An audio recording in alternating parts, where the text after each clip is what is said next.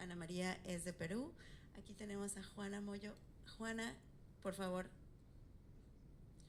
Buenos días. Bueno, primero, muchísimo gusto de estar acá. Muchas gracias por la invitación. Mi nombre es Juana Moyo, yo soy socia de PwC Perú y trabajo en todo el tema de diversidad e inclusión. Soy la socia líder de Human Capital y diversidad e inclusión. Y ya conocen a Ana Lucía. Ana María, por favor, di un poquito sobre ti. Gracias a todos por estar aquí. Mi nombre es Ana María de Mesón Cornejo, pronombres ella. Realmente ha sido un gusto, Ana Lucía, escuchar tu presentación. Creo que nos ha dado muy buena base para continuar la conversación en este panel, especialmente con la perspectiva de Juana Moyo, que lidera realmente organizaciones en este trabajo de equidad, diversidad e inclusión y que además también lidera organismos independientes de organizaciones que apoyan este trabajo de manera sistemática, especialmente en Perú. Entonces sí nos va a dar una muy buena idea de cómo complementar lo que nos ha presentado hoy Ana Lucía en base a sí las barreras, ¿verdad?, que existen en Perú, específicamente en Perú, y que se extienden en el resto de Latinoamérica, para que nosotros como profesionales en el rubro de equidad, diversidad e inclusión tengamos una mejor manera de hacer estrategia, ¿verdad? Y creo que estamos todas de acuerdo que la norma ISO realmente brinda esa estrategia. Y gracias a Ana Lucía y a su presentación nos has dado también unos muy buenos puntos que concluyen, ¿verdad? O que quizás no es la palabra correcta que concluyen, sino que nos den unos buenos puntos de partida con bastante estrategia y fortaleza.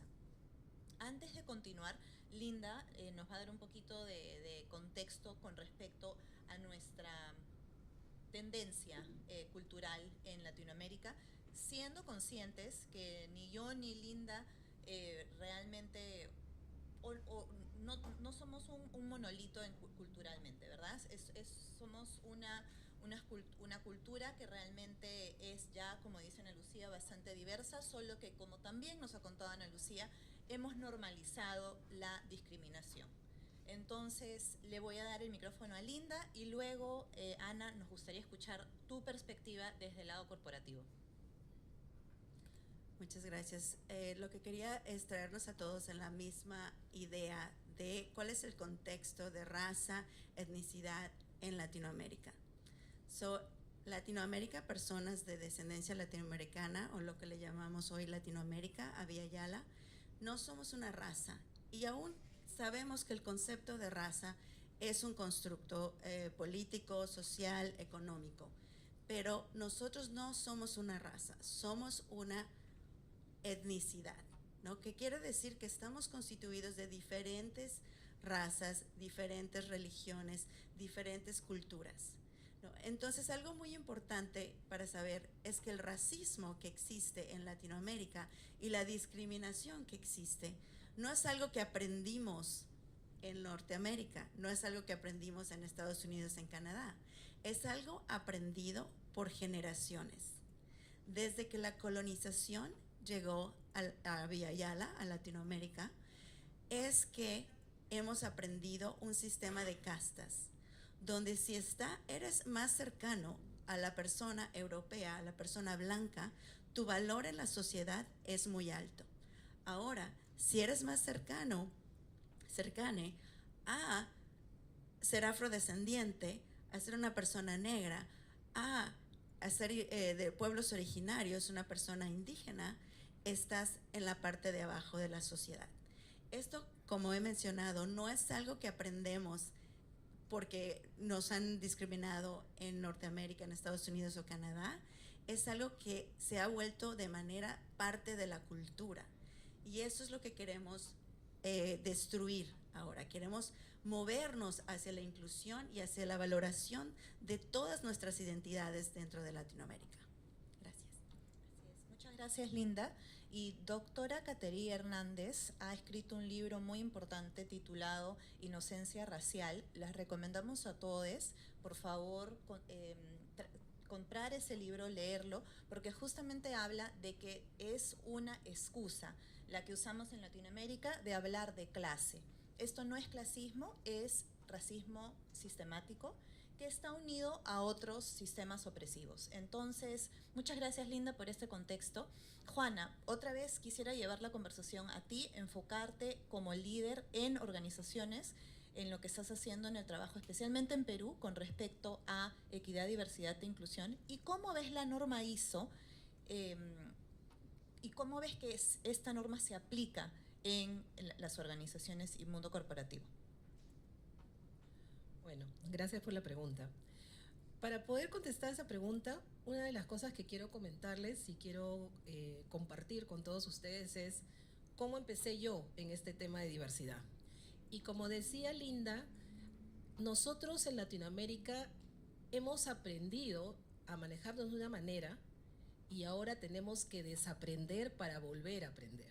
O sea, esa es una de las cosas que es, digamos, el objetivo más importante y que creo que muchos no lo entendemos. O sea, entonces tenemos que construir algo, pero primero tenemos que borrar lo anterior para poder construir nuevas bases. Cuando yo empecé a trabajar en PwC, yo empecé de practicante. Y en PwC es una firma, ustedes la conocen, me imagino, es una firma de auditoría y consultoría, donde normalmente, en forma tradicional, los socios siempre eran hombres. Entonces empezamos por ahí nomás de darnos cuenta de que había algo que nadie lo notaba mal, porque era lo normal que tú empezaras como practicante, fueras avanzando, pero las mujeres llegábamos, digamos, a ser gerentes y ya luego tal vez nos casábamos, tal vez teníamos familia y en ese momento la mujer se retiraba.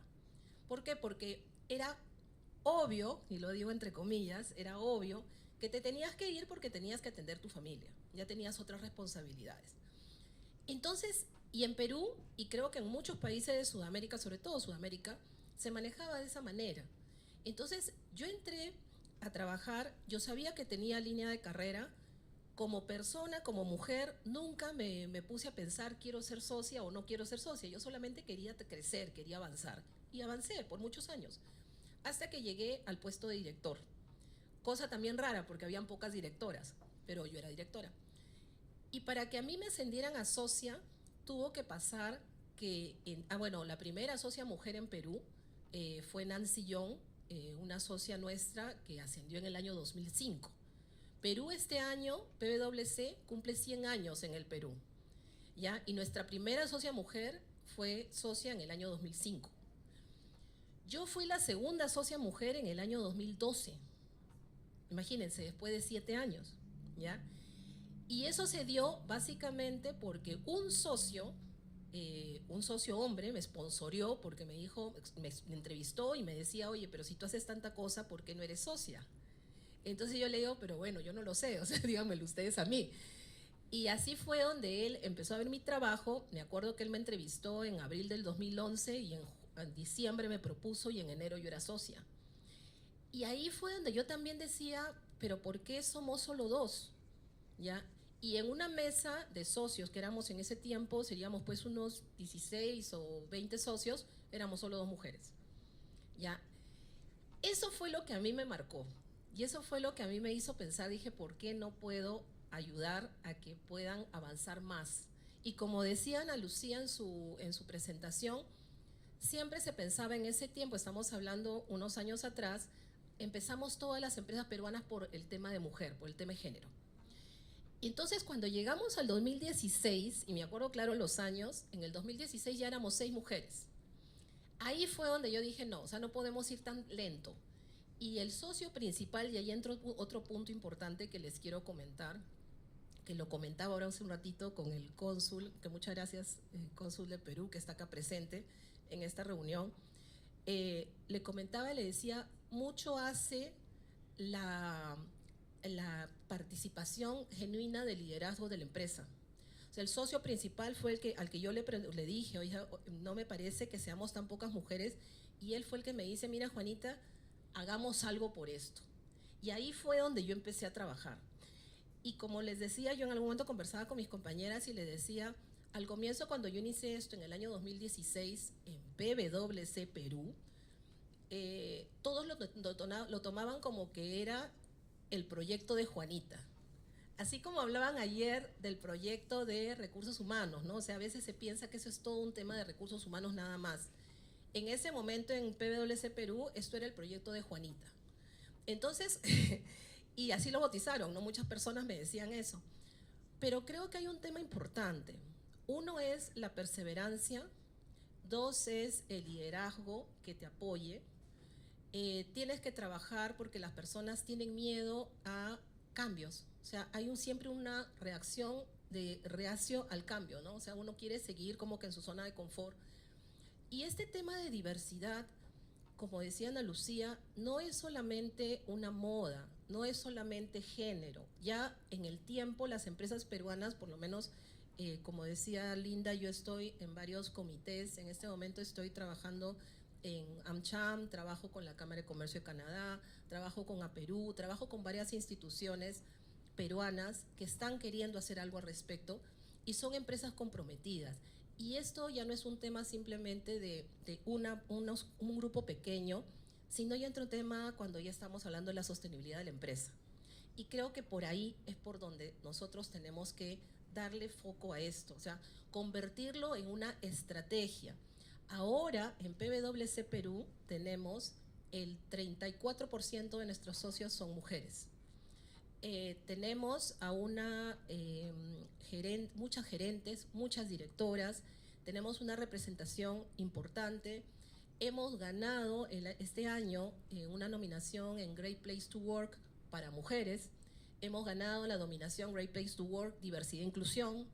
Hemos tenido la certificación de Presente, que es una empresa, una organización orientada a todo lo que es la comunidad LGTBIQ+. Y lo que más me importa, más que la certificación y más que los premios, porque creo que eso lo que hace es simplemente confirmar que estás yendo por buen camino. Pero lo que más me hace sentir feliz y orgullosa es que nuestros colaboradores sienten que los socios y toda la organización misma tiene una estructura, tiene una estrategia y está orientada a hacer cambios. Estamos contribuyendo también con muchos estudios que ayudan justamente a tener esa data que compartía ahora Ana Lucía, ¿no? Muchos estudios que permiten que podamos darnos cuenta de que esa es la decisión que tenemos que tomar. Y yo creo que la parte del ISO, un poquito lo que decía Ana María, ¿por qué nos puede apoyar a las organizaciones? Porque nos hacen sentar una estrategia clara, nos hace tener procedimientos, nos hace tener controles, nos hace tener unos objetivos totalmente alineados con la estrategia de la empresa. Y creo que esa es una cosa muy importante que en este momento en Perú muchas organizaciones creo que ya están preparadas para hacerlo. Tenemos muchas empresas que estamos trabajando en este tema, las empresas grandes en su mayoría, las empresas medianas ya empezaron muchas. Creo que todavía hay mucho también por hacer, pero este tema del ISO yo creo que puede reforzar muchísimo ese proceso. Gracias, Juana. Yo quería hacer una pregunta a Ana Lucía, porque algo que me llamó muchísimo la atención de su presentación es cuando dijo: mis clientes en el área de comunicación me están pidiendo hacer el trabajo en diversidad, equidad e inclusión porque han tenido problemas por sus comerciales homofóbicos o racistas o algo así. Y me llamó mucho la atención porque cuando estábamos en el primer día del forum, que tuvimos la clase del HESDIC en español y DISM en inglés, Diversity and Equity Service Management, que en español es Gestión de Servicios de Diversidad e Inclusión Corporativa, estábamos discutiendo dónde es el mejor lugar para empezar tus esfuerzos de diversidad, equidad e inclusión, ¿no? Y tuvimos varias respuestas de diferentes lugares y nadie dijo en el desarrollo de productos y servicios o comunicación, como lo dijo Ana Lucía. Entonces me encanta porque una de las cosas que se trajo al frente es que es muy importante el contexto de donde tu organización se encuentra, ¿no? Y seguir ese contexto. ¿Nos puedes expandir un poquito más sobre eso, Ana Lucía? Sí, bueno, Algo que debo decir antes de la respuesta es que yo estudié comunicaciones, entonces siempre voy a mirar todo desde los lentes de comunicaciones. Y como había mencionado, las primeras cosas que hice en temas de diversidad fue para agencias de publicidad, por un caso en específico que hubo de una publicidad racista en Perú. Entonces pasó un caso muy famoso de publicidad racista que de hecho tuvo una sanción económica por Indecopy, que es la institución que ve temas de derechos al consumidor. Y a partir de eso se juntó un grupo de publicistas que quería saber qué estaban haciendo mal, básicamente. Entonces eran como publicistas de diferentes agencias que se juntaron, me llamaron para hablar y así fue que empecé básicamente a trabajar en estos temas. Pero algo que se ve muy poco y algo que siempre intentamos hacer desde también la consultora es impulsar los temas de comunicación, ya sea comunicación interna o también comunicación hacia afuera, ¿no? ¿Por qué? Porque es súper importante no solamente que se hagan cosas, sino que se comuniquen cosas, sobre todo en empresas o en industrias que trabajan con el cliente, con el consumidor o que construyen su imagen desde las marcas. Entonces creo que es algo que se potencia muy poco, a lo que siempre queremos darle mucha importancia en la consultora, pero que ayuda también a entender que a pesar que se potencia muy poco, es lo que más rápido puede desencadenar una crisis, ¿no? Desde la comunicación de riesgo, de crisis, una crisis por estos temas es lo que puede desencadenar toda una revisión de muchas cosas, tu historial, qué cosas has hecho antes, cómo es tu publicidad, cómo tratas a las personas, inclusive puede rebotar una crisis por temas externos en cosas que están pasando internamente, ¿no?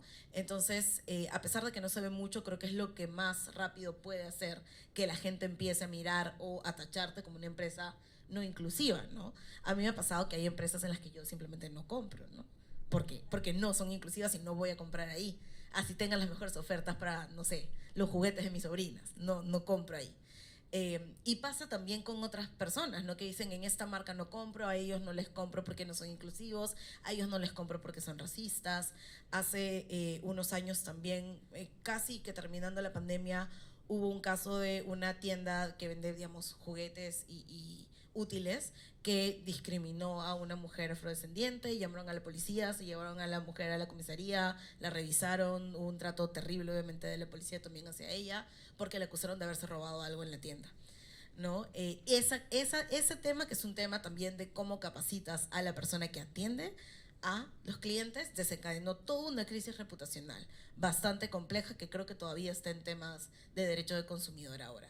Entonces, creo que es algo que se ve poco, pero que genera muchas crisis, y por ahí también es donde se tiene que hacer que el esfuerzo que se está trabajando a nivel de política, gobernanza, sea consecuente con lo que estás comunicando, ¿no? Por eso también muchas de las cosas que ofrecemos o que hacemos en la consultora tienen que ver con manuales de comunicación inclusiva, capacitación a los equipos de comunicación, para que al final haya una coherencia entre lo que hace recursos humanos o sostenibilidad o los temas que maneja X personas con lo que las personas que van a ser las que se encargan de comunicar tienen en su mente y también saben qué se está trabajando, ¿no? Entonces, sí. Muchas gracias, Ana Lucía.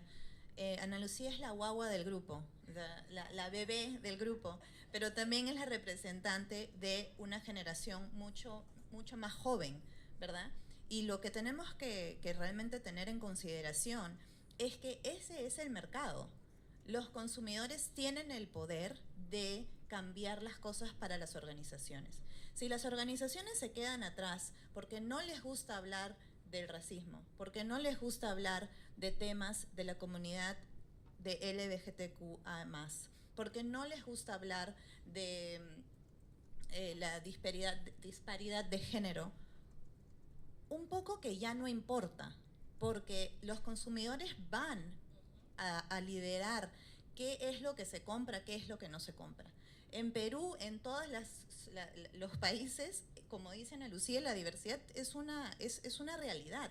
Entonces, las organizaciones que no se quieran poner al día con respecto a la norma ISO 30415, que ya es una norma es la norma reconocida internacionalmente, que además apoya a ¿cómo se llaman? Las metas de las Naciones Unidas de sostenibilidad, apoya las reglas y ya lo que se estableció por la Organización Internacional de Trabajo, ¿verdad? Se están quedando atrás, porque realmente los consumidores van a decidir. La generación más joven en Latinoamérica es la generación que está hablando de antirracismo, que está hablando de derechos humanos dentro de interseccionalidad. Entonces, nos tenemos que poner también en posición de que, ok, si aún no es un riesgo, no es tanto riesgo legal por ahora, hay otros riesgos que tú ya nos has presentado, como por ejemplo el que has hablado ahora, ¿no? de términos de marcas, pero también hay riesgos de estás perdiendo talento y tu organización va al final ser irrelevante. Ya es una cuestión de sostenibilidad.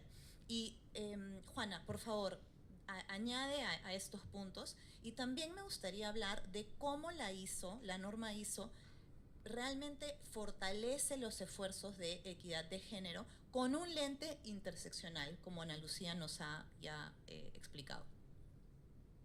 Sí, justo quería complementar, como tú decías, un tema importante. Hace unos años, cuando uno pensaba, por ejemplo, hablar de estos temas con otras empresas, era realmente sorprendente. O sea, tú decías, quiero, por ejemplo, capacitar a mi proveedor en estos temas, y simplemente tenías hasta rechazo, porque decían, no, ¿para qué? Ahora ya nosotros, como firma, por ejemplo, nosotros hacemos una capacitación a nuestros proveedores en este tema de diversidad. Y como dice Ana Lucía, trabajamos con proveedores que también tengan esta visión. Entonces yo creo que esto ya se va acercando más a las empresas, a las corporaciones, de una manera más natural. O sea, a nosotros mismos, cuando presentamos propuestas, muchas veces nos preguntan por este tema, ¿qué hacemos en el tema de diversidad? ¿Cuál es nuestro plan? ¿Qué certificaciones tenemos? Tanto en diversidad como en sostenibilidad. Entonces, yo creo que esto lo que hace también es que nosotros tomemos este tema con mayor seriedad. O sea, ya no es, como les decía, un tema solo de una persona, de una visión muy, digamos, personal. No, sino esto ya es un tema de cómo yo, como empresa, voy a darle esa tranquilidad a mi colaborador de trabajar en una empresa segura, en una empresa inclusiva. Hace unas semanas atrás, nosotros lanzamos un grupo de afinidad que se llama Shine, que es orientado justamente a la comunidad LGTBIQ+. Y nosotros en PwC también tradicionalmente, este era un tema del que no se hablaba. Ahora es un tema que se habla claro, las personas tienen seguridad y tienen tranquilidad de exponerse, de hablar, no sienten miedo. Y creo que eso es importante, porque ese día cuando nosotros hicimos este lanzamiento, tuvimos una cantidad de personas comprometidas, presentes. Nosotros todavía estamos haciendo trabajo remoto, entonces algunas actividades las hacemos presenciales y también las hacemos virtuales. Conectados, tuvimos un montón de gente, presenciales, participaron muchos, participaron los socios. Entonces tú con eso le trasladas a tu colaborador como les decía yo, el compromiso genuino. Y por nuestro lado, una cosa que tenemos nosotros también en PwC es que nuestra mayor cantidad de colaboradores es joven. Claro, o sea, es el 85% de nuestra población, está entre 24, 22 y 30 años. Son jóvenes. Entonces ellos trabajan pensando en esto. Entonces ese es el, como les digo, la felicidad que ellos tienen de ir a un lugar en donde se sienten aceptados, se sienten contentos, se sienten que están trabajando por ellos, ¿no? Eso es en cuanto a la primera parte. Y en cuanto a lo que tú me decías, cómo las empresas pueden aplicar de una mejor forma el ISO, es porque normalmente también se ha pensado, y también creo que en estos días lo hemos conversado con algunos de los expositores, lo han dicho, lo han comentado, es que la empresa tiene que estar ahí presente y el colaborador tiene que trabajar para la empresa, ¿no? Entonces, ¿qué se cumplen? Se cumplen los objetivos de la empresa. Es así. Eso es lo normal también, lo tradicional. Pero ahora lo vemos también de otra manera. O sea, el colaborador no va a cumplir con la empresa si es que no se siente identificado con la estrategia, si es que no se siente identificado, si es que no se siente comprometido, si es que no se siente escuchado. En algún momento también en uno de los paneles alguien decía, ¿no? O sea, ¿en qué momento la empresa ha pensado en mí? Algo como lo que decía Ana Lucía ahora, como cuando comentaba el tema de esto de este candidato o esos candidatos que cuando seleccionas tú dices, bueno, tenemos toda esta diversidad para poder aceptar. Entonces el colaborador dice eso, ¿no? O sea, yo estoy dando todo, pero ¿en qué momento la empresa está pensando en mí? Entonces, este ISO en el fondo lo que te da es esa oportunidad, porque en esa oportunidad de poder mapear los diferentes estadios, los diferentes sectores, los diferentes grupos de interés, cómo te relacionas, o sea, qué cosa tú, en mi caso, por ejemplo, no sé, pues soy mujer, trabajo, como dicen, yo también vengo de una familia, digamos, de clase media, no tengo ningún, no soy millonaria, pero sin embargo, porque en Perú, como decía Linda, al igual que en México, en Perú también hay mucho tema de las clases, ¿no? Y como dicen, mientras más dinero tienes, de repente se te ve mejor, mientras menos dinero no. Entonces, son cosas que son estereotipos, son sesgos que tenemos de toda la vida. Entonces yo digo, de repente en mi caso, que yo soy ya una persona que ya, bueno, ya tiene su carrera hecha, de repente mis necesidades son totalmente diferentes de una persona que recién está entrando, que de repente es de la comunidad, que de repente, no sé, puede ser afrodescendiente también. Entonces, todas esas necesidades, si nosotros las sabemos mapear dentro de nuestras organizaciones, y el ISO nos da esa posibilidad de hacerlo, entonces yo creo que eso nos va a servir no solo para mejorar desde el punto de vista empresarial, desde el punto de vista de nuestra última línea que siempre vemos que es la utilidad, sino nos va a servir para poder acercarnos a nuestros colaboradores. Si los colaboradores están comprometidos, si los colaboradores se identifican con la empresa, definitivamente el ratio de rotación y el ratio de que yo me quiero ir de esta organización porque no me siento contento va a ser mucho menor.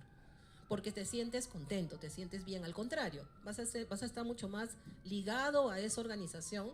Hay personas en PwC que dicen, ¿no? O sea, yo no me quiero ir de acá porque yo me siento bien, yo me siento contento. Y creo que eso es lo que todas las organizaciones deben buscar de sus colaboradores, ¿no? Muchas gracias, Juana. Algo que quería comentar para expandir un poquito sobre eso. Ayer Chris from Krispy Kreme, I don't want to say, he's not here today, but ¿sí está? No está hoy. Pero él mencionó, dijo, los esfuerzos de DEI no deberían de ser una ventaja competitiva, pero en este momento lo son y voy a explotar por un porcentaje que pueda de esa competitividad. Y eso es algo que las empresas latinoamericanas tienen que empezar a entender, ¿no? Que esto es una ventaja competitiva. Y si tú empiezas a trabajar en esto ahora, te puedo asegurar que vas a tener el mejor talento, los mejores productos, los mejores servicios, porque como Juana dijo, tu gente va a estar comprometida, tus clientes van a estar comprometidos con tu marca, van a ser tus embajadores, ¿no? Tus proveedores van a querer trabajar contigo, ¿no? Entonces, es un círculo de éxito completo, ¿no? Entonces, no es solo la cosa correcta para hacer como dice Ana Lucía, pero es una ventaja competitiva. Entonces, ¿por qué estamos esperando para hacerlo? ¿No? Sobre todo ahora con la ISO, que nos provee un mapa de cómo llegar a esos objetivos y está basado en las metas de sostenibilidad de las Naciones Unidas y está basado en la Organización Internacional de Trabajo. ¿Qué estamos esperando? ¿No? Vamos a tomar ventaja de esa ventaja competitiva que nos puede traer, ¿no? Gracias. ¿Cuánto tiempo tenemos? ¿Dónde está James? 11:03.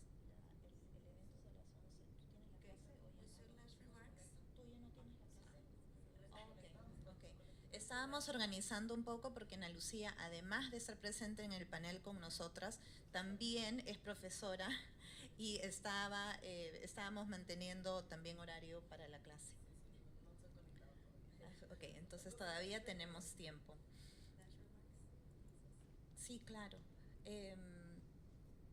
Antes de ir a ese punto, Linda, te lo voy a dar a ti porque quería también recordar lo que Ana Lucía también nos había dado y quizás, Juana, tú podrías también darnos tu perspectiva con respecto a al ESG, ¿no? Que son marcadores de gobernanza, de medio ambiente y sociales. Eso también es una ventaja directamente ligada a Latinoamérica. Nuestras empresas, por varias razones, históricamente, tenemos que competir con el mercado internacional. Cualquier tipo de estructura como la norma ISO 30415, como decía Linda, que estábamos hablando con Chris de Krispy Kreme, sí da esa competitividad, ¿verdad? Entonces tenemos que considerar que para Latinoamérica este tipo de marcadores, esta norma específicamente, nos pone en un nivel de ser especialmente, ¿cómo se llama?, a la vanguardia, para que las inversiones y los inversionistas internacionales también consideren trabajar con organizaciones en Latinoamérica. Entonces, Ana Lucía, ¿quisieras darnos un poquito más de detalle? Porque sí nos has dado muy buena base en tu presentación, y luego darle el micrófono a Juana por su perspectiva dentro de una corporación. Sí, de hecho, creo que es bien interesante este approach, porque como dices, por alguna razón que no puedo ahora rastrear, hay una tendencia muy fuerte a que se enfoquen los temas, bueno, de diversidad, pero también de qué hacen las empresas, además de generar empleo y hacer lo que tienen que hacer, a los objetivos de desarrollo sostenible y también al alcance de los ESG. Entonces, por ahí creo que nos dan un espacio de entrada muy importante para poder alinear el trabajo de diversidad a distintos indicadores, ¿no? Lo que a veces también hacemos cuando planteamos las sesiones para hablar con líderes o para entrar a poder desarrollar un espacio de acompañamiento es hablar de cómo estamos también contribuyendo a los objetivos de desarrollo sostenible, impulsando una estrategia de diversidad que reduce desigualdades, que propone el trabajo decente, que propone la innovación y obviamente reduce la inequidad de género. Entonces, también es algo que se alinea mucho y creo que sí es algo que de pronto las organizaciones reconocen como algo más cercano que esto que tengo que implementar ahora o esto nuevo que tengo que crear.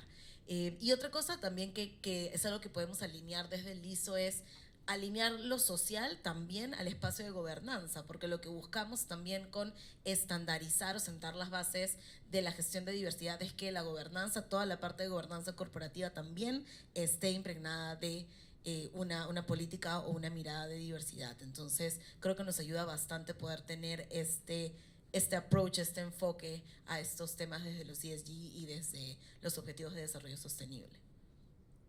Gracias, Ana Lucía. Sí, yo creo que el tema del ISO lo que nos va a proporcionar a las empresas es una metodología estructurada para poder trabajar, ¿no? O sea, como tú decías, todo lo que es ESG en los últimos años se ha venido conversando, pero cada vez se le está dando más fuerza, porque obviamente las empresas, como decía en mi anterior participación, siempre han trabajado, obviamente uno crea una empresa y lo que está buscando es tener un resultado positivo, o sea, eso es lo básico, lo más básico de empezar un negocio, ¿no? Pero, por ejemplo, en Perú, por ejemplo, las empresas corporativas vienen ya con un lineamiento prácticamente creado, porque las empresas corporativas tienen una casa matriz y normalmente desde fuera ya vienen las políticas globales. Entonces es raro, por no decir prácticamente nulo, de que una empresa corporativa no tenga un plan de ESG ya hecho. ¿Por qué? Porque se está alineando a lo que viene de afuera. Entonces, pero en Perú no todas las empresas son corporativas. Entonces yo creo que hay una parte, por ejemplo, por la parte de gobernanza, que las empresas tienen que empezar a trabajar y a formalizar. Hay empresas que son informales, hay empresas que no tienen de repente lineamientos claros. Entonces, esta es una parte súper importante, porque por no tener esos lineamientos claros, hay empresas que incluso pueden hasta quebrar, cerrar, porque no tienen claro, no tienen de repente inversiones o no tienen claramente definidas sus inversiones. Entonces hay una serie de razones, ¿no? Entonces, uno se tiene que trabajar de todas maneras el tema de la gobernanza. La parte de sostenibilidad, todo lo que es medio ambiente, responsabilidad social, yo también creo que es algo que ya viene como que decantando con las nuevas generaciones y también los nuevos lineamientos globales que uno ve. O sea, antes la información llegaba a los diferentes países a veces en forma tardía. Habían, no sé, pues, ideas que se generaban, cosas que salían, por decir, en Estados Unidos, y a Perú llegaban pues después de 20 años. Ahora no, porque tenemos la información en línea. La globalización ha permitido que ahora lo mismo que sabe un joven de Perú, también lo sabe un joven de Estados Unidos y de repente un joven de Inglaterra en línea. Entonces, hay un tema de la tecnología que también nos está acercando un poco más, a diferencia de cómo era en los años pasados. Entonces, yo creo que todos estos conceptos, las empresas los tienen que empezar no solo a adoptar, sino tienen que implementarlos rápidamente dentro de sus organizaciones. Porque eso es lo que el día de mañana les va a permitir ser competitivos, como decía Linda, o no serlos. Porque el día de mañana las empresas, como te digo, como ahora mismo está pasando, cuando nos piden las certificaciones, nos piden nuestros planes de trabajo para decir qué estamos haciendo, que eso lo hacen las empresas grandes, el día de mañana ya no va a ser solo las empresas grandes, va a ser para todos. Entonces, y creo que acá hay dos cosas, ¿no? También le decía en la mañana al cónsul, le decía, normalmente las empresas tratamos de trabajar, o normalmente pasa que trabajamos cuando estamos preocupados porque nos vayan a multar, nos vayan a sancionar, ¿no? En ese momento todos corremos porque nos sentimos obligados.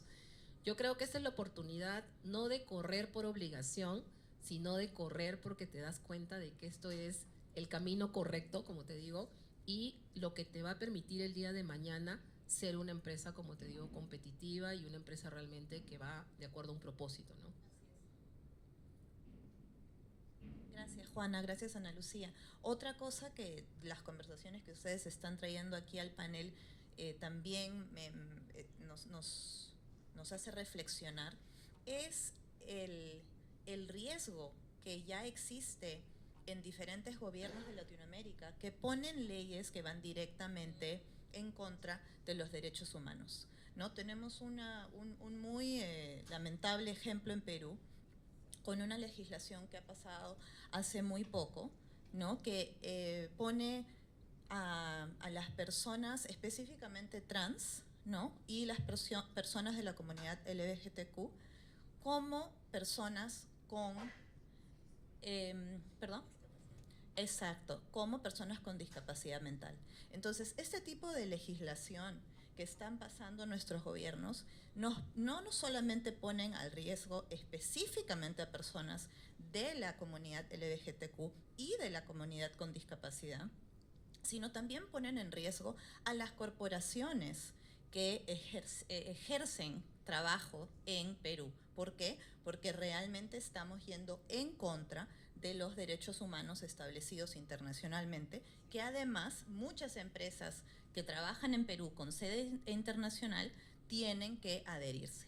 Entonces, este tipo de conversaciones que sí estamos trayéndolo al lado laboral tiene efecto dominó y efecto retroactivo con las legislaciones locales. Algo que nos ayuda la norma ISO 30415 es de continuar enfocándonos en los derechos humanos internacionales y no solamente abocarnos, ¿no?, a las legislaciones limitantes que tenemos en nuestros gobiernos locales, sino ya tener la conversación que se tiene que tener con respecto a un consenso internacional de cómo se debe de comportar una organización, una corporación. No puedo creer que ya pasó el tiempo tan rápido. Ha sido excelente escuchar todas las perspectivas de mis compañeras. Como dijimos, Latinoamérica no es una isla, no está compaginada solo por el mismo tipo de personas. Todos somos muy, muy diferentes, como en cualquier sociedad, cualquier comunidad. Esta es una de las perspectivas que estamos trayendo. Entonces, por favor, no nos pongan en los estereotipos, no nos encasillen, ¿no? Somos una comunidad bellísima, diversa, con muchos talento y perspectiva. Y algo que me encantó que dijeron, el sponsorship, ¿no? Para empresas que tienen, que ya, como dijo Ana Lucía, la diversidad es un hecho. Entonces, ¿cómo estamos asegurándonos que esa diversidad está teniendo éxito en tu organización, ¿no? Entonces, les invitamos a todos a que, primero, si no conocen sobre la ISO 30415, que la conozcan, porque les va a ayudar a sus organizaciones a crear un mapa para poder desarrollar esta ventaja competitiva que a la que estamos hablando. Porque queremos llegar al punto donde tal vez esa no sea una ventaja competitiva, pero si lo has estado trabajando por mucho tiempo, lo va a hacer de todas maneras, ¿no? Entonces, no esperar a que, ay, bueno, ya veo que muchas empresas lo tienen, sino que puedes ser la líder, tu organización puede ser la líder en este tipo de trabajo. Quiero un segundito cada una que nos haga un último remark y ya nos vamos para darle el paso a la siguiente parte de la conferencia. Muchas gracias a todas. Bueno, no, por mi lado, muchísimas gracias por la invitación.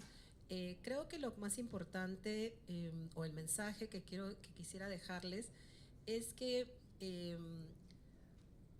uno se siente orgulloso cuando deja un legado. Y creo que el legado más fuerte que podemos dejar nosotros, sobre todo lo que estamos ahora y que estamos todos sentados por acá, todos unidos en este tema, por algo todos hemos venido a este evento. Entonces yo creo que es nuestro deber, es nuestro... tenemos nosotros la responsabilidad de poder llevar estos conceptos, poder llegar a nuestros colaboradores, a nuestros ámbitos en general, de repente los que tenemos empresa, de repente los que somos consultores, diferentes formas de trabajo cada uno de nosotros en la universidad donde enseñamos, pero tenemos que llevar estos conceptos para que las personas se den cuenta de que esto es lo que se tiene que hacer y esto es lo que se tiene que dejar para el futuro. Muchos de nosotros ya tenemos una vida hecha, muchos de nosotros, como les digo, hemos avanzado en nuestra vida de una manera, pensando de una manera, porque así se nos enseñó, pero tenemos la oportunidad de cambiarlo. Y creo que esa es la responsabilidad que todos tenemos que asumir el día de hoy. Bueno, yo estoy muy contenta de haber compartido el panel con ustedes y estoy contenta que este haya sido un All Women Panel también, porque necesitamos también más espacios para nosotras. Y creo que, como bien dijo Juana, tenemos una responsabilidad aquí. Las personas que estamos acá queremos realmente transformar los espacios que tenemos. Ayer cuando James estaba hablando un poco de, bueno, nosotros no necesariamente trabajamos para buscar la justicia, pues sí, sí lo hacemos. Esta es una forma también de buscar justicia y de poder tener mejores sociedades y que el trabajo que se haga en las empresas se traslade a las sociedades y las reflexiones que se trabajan en las empresas se trasladen también a las sociedades para realmente tener espacios seguros para todas las personas, ¿no? Junto con las identidades que traen, no a pesar de ellas. Entonces, creo que eso es algo que queremos lograr y estoy muy contenta de haber compartido el espacio con ustedes. Muchas gracias, muchas gracias. Gracias a todos, gracias a todos.